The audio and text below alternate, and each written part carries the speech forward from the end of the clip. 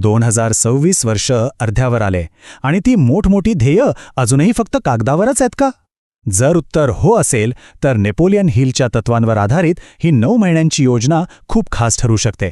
चला तर मग ही गुप्त ब्लूप्रिंट नक्की आहे तरी काय ते पाहूया. हे नेहमीचं आहे नाही का? नवीन वर्ष सुरू होतं, आपण मोठे संकल्प करतो, पण काही महिन्यातच ते हवेत विरून जातात. ही गोष्ट खूप ओळखीची वाटते, बरोबर? पण यामागे एक ठोस कारण आहे.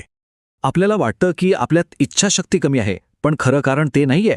आपला खरा शत्रू आहे तो आपल्या मोबाईलमधनं मिळणारा तात्काळ आनंद, जो डोपामाइनमुळे एक अशा चक्रात आपल्याला अडकवतो जिथून बाहेर पडणं कठीण होतं. आता बघा, हे किती गंभीर आहे. कॅलिफोर्निया विद्यापीठाचा एक अभ्यास काय सांगतो माहितीये? की फक्त एकदा आपलं लक्ष विचलित झालं की पुन्हा कामावर पूर्णपणे फोकस करायला आपल्याला सरासरी 23 मिनिटं लागतात. विचार करा, दिवसातून असं किती वेळा होतं आणि आपला किती वेळ वाया जातो. मग ह्या चक्रातून बाहेर कसं पडायचं? या बदलाच्या प्रवासाला सुरुवात करण्याआधी आपल्याला आपलं माइंडसेट तयार करावं लागेल. चला, त्यासाठीच्या 2 पायाभूत सवयी पाहूया. सगळ्यात पहिली गोष्ट काय करायची? आपलं ध्येय स्पष्ट शब्दात लिहून काढायचं. हा स्वतःशी केलेला एक करार असतो. आणि दुसरी, हिल यांची एक खास व्हिज्युअलायझेशन पद्धत वापरायची जिथे आपण महान व्यक्तींकडून सल्ला घेतो. आता ही पहिली पायरी खूप सोपी वाटते, हो ना? पण तिची ताकद अजिबात कमी समजू नका.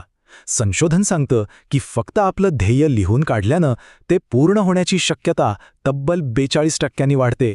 केवढा मोठा फरक आहे बघा. हे तंत्र तर खूपच प्रभावी आहे. यात आपण कल्पना करायची की आपण थॉमस एडिसन किंवा महात्मा गांधींसारख्या महान लोकांसोबत बसलोय आणि त्यांच्याकडून सल्ला घेतोय. आपलं जे अवचेतन मन आहे ना, ते कल्पना आणि वास्तवात फरक करू शकत नाही. त्यामुळे आपण नकळतपणे त्यांची विचार करण्याची पद्धत स्वीकारायला लागतो. तर हा आहे आपला संपूर्ण 9 महिन्यांचा रोडमॅप. आपण या प्रवासाला 3 सोप्या, स्पष्ट टप्प्यांमध्ये विभागलं आहे. चला बघूया. चला तर मग सुरुवात करूया पहिल्या आणि खरं सांगायचं तर सगळ्यात अवघड टप्प्यापासून. इथे आपलं पूर्ण लक्ष असेल मनाला व्यसनांपासून मुक्त करण्यावर. या टप्प्यामध्ये 3 मुख्य गोष्टी करायच्या आहेत. 1, ते विनाकारण मोबाईल स्क्रोलिंग पूर्णपणे बंद. दुसरा, 21 दिवसांचं नो कंप्लेंट चॅलेंज, जेणेकरून आपला मेंदू समस्यांऐवजी उपायांवर लक्ष केंद्रित करेल. आणि तिसरं, रोज फक्त 30 मिनिटं शांततेत स्वतःसोबत घालवायची. ओके, पहिला टप्पा पार झाला. आता जाऊया दुसऱ्या टप्प्याकडे. इथे आपल्या लक्ष मन साफ करण्यावरून आता एक नवीन मौल्यवान कौशल्य शिकण्यावर शिफ्ट होईल. आजच्या जगात या 3 कौशल्यांना प्रचंड मागणी आहे. लेखन आणि कॉपीरायटिंग, व्हिडिओ बनवणं आणि त्याचं एडिटिंग, आणि डिजिटल मार्केटिंग. पण यातली गुरुकिल्ली काय आहे माहितीये? यापैकी फक्त एकच निवडायचं आणि त्यात मास्टरी मिळवण्यासाठी स्वतःला पूर्णपणे झोकून द्यायचं. ह्या काळात यशस्वी होण्यासाठी एक जबरदस्त आयडिया आहे. भूत बनून काम करणे.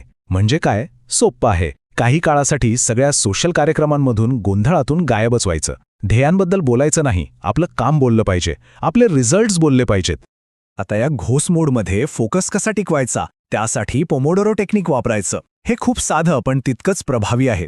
25 मिनिटं पूर्ण फोकसने काम करायचं आणि मग 5 मिनिटांचा ब्रेक घ्यायचा. हे चक्र मेंदूला थकू देत नाही आणि आपली उत्पादकता वाढवतं.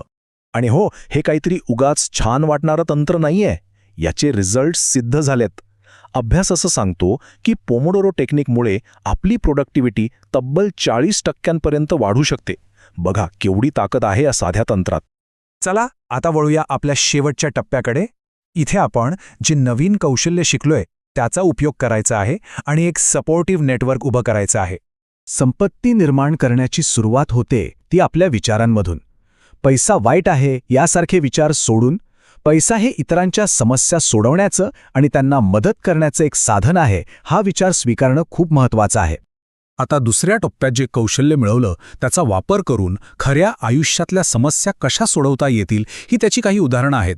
कमाईचा पाया हाच आहे, इतरांच्या समस्या सोडवणे. पण हा प्रवास इथे संपत नाही. 9 महिन्यानंतरही हे यश, ही प्रगती टिकून कशी ठेवायची, त्यासाठी लागणाऱ्या काही महत्त्वाच्या तत्वांवर आता आपण लक्ष देऊया. ही प्रगती टिकावून ठेवायची असेल तर 3 गोष्टी लक्षात ठेवायच्या. अपयशाला शत्रू नाही तर आपला गुरु माना. रोजच्या छोट्या छोट्या विजयांमधून आत्मविश्वास मिळवा. आणि हो, पॉझिटिव्ह राहण्यासाठी रोज कृतज्ञता व्यक्त करा.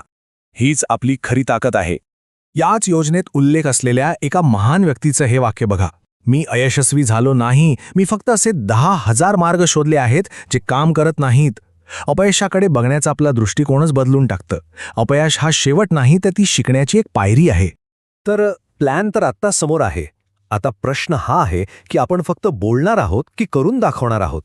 हा निर्णय पूर्णपणे आपला आहे, जो आपल्या वचनबद्धतेवर विचार करायला लावणारा आहे.